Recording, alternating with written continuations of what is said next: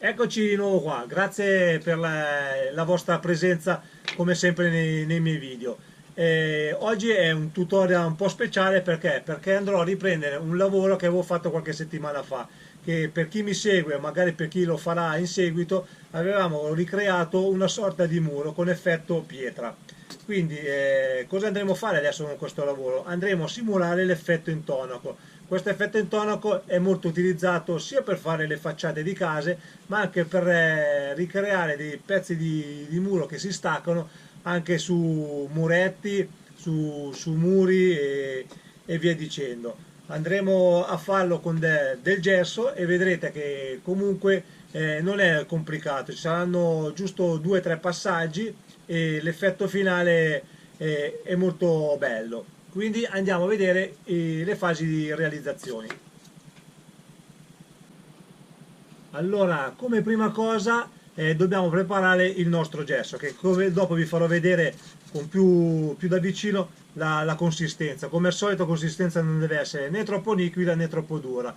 E dopo magari nei commenti vi scriverò anche la marca del gesso che uso io. È un gesso un pochettino particolare perché è molto facile da utilizzare, perché una volta asciutto con un po' di acqua, con uno spruzzino, il gesso ritorna molle e riusciamo di nuovo a lavorarlo, mentre se prendiamo del gesso normale, una volta che indurisce e indurisce abbastanza in fretta, non si riesce più a lavorare.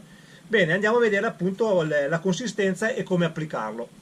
Praticamente di non farlo proprio come se fosse una pittura, lasciare appunto dei solchi in questa maniera qua, in modo che ci sia una sorta di spessore, non che come fanno alcuni che è praticamente a raso con le pietre.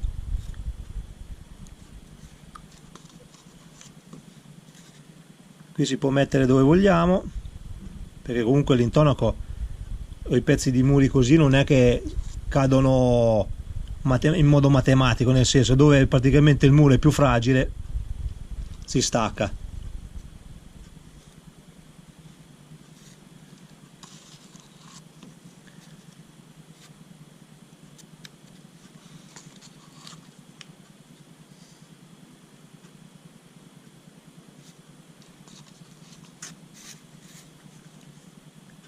Dopo, il passaggio successivo, prima che il gesso diventi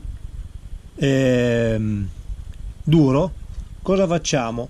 Gli passiamo una spolverata con un colino di polvere di gesso, in modo che crei quella come dire, quella sorta di ruvidità del muro che alcuni intonaci praticamente hanno, che non è liscio ma è appunto ruvido, e quindi lo diamo praticamente con un po' di stucco in polvere, e poi se vogliamo dargli già anche un po' di colore possiamo usare delle polveri, delle terre o dei fuganti, quei fuganti che praticamente vi ho fatto vedere nel video dei muri, quelli che vanno inseriti tra le pietre appunto per riempire le fughe.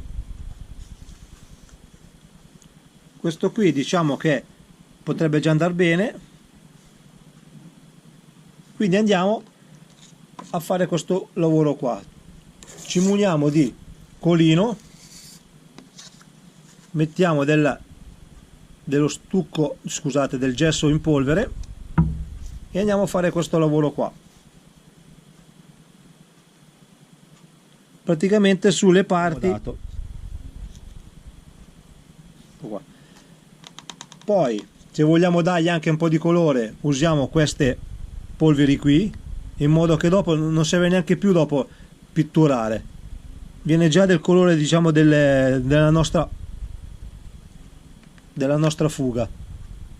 Ecco qua, possiamo usare vari colori.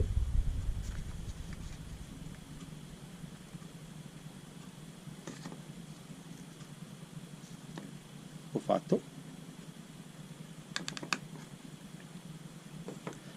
Adesso lo vedete qua, bisogna lasciarlo asciugare lo stucco, dopo andremo a dare una spolveratina e vediamo l'effetto finale che otteniamo.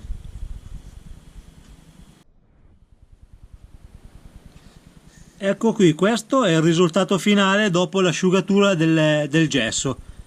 Vi faccio un primo piano per vedere appunto la ruvidità della polverina e del gesso asciugato.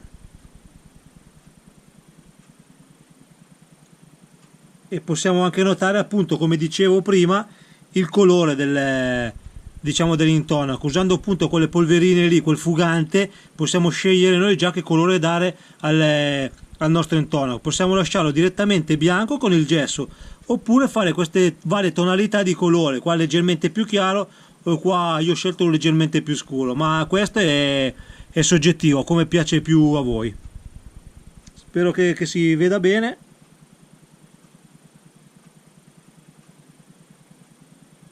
E appunto questa tecnica si può applicare soprattutto su una facciata di una casa. Siamo arrivati alla fine di questo video tutorial. Come avete visto è un video tutorial molto veloce, facile da replicare. Infatti spero che appunto questa tecnica vi possa aiutare per i vostri presepi, per i vostri muretti che volete appunto creare. Vi ricordo soprattutto che se non l'avete ancora fatto iscrivetevi al mio canale per essere sempre aggiornati sui miei nuovi video tutorial e su anche alcuni presepi che ho realizzato.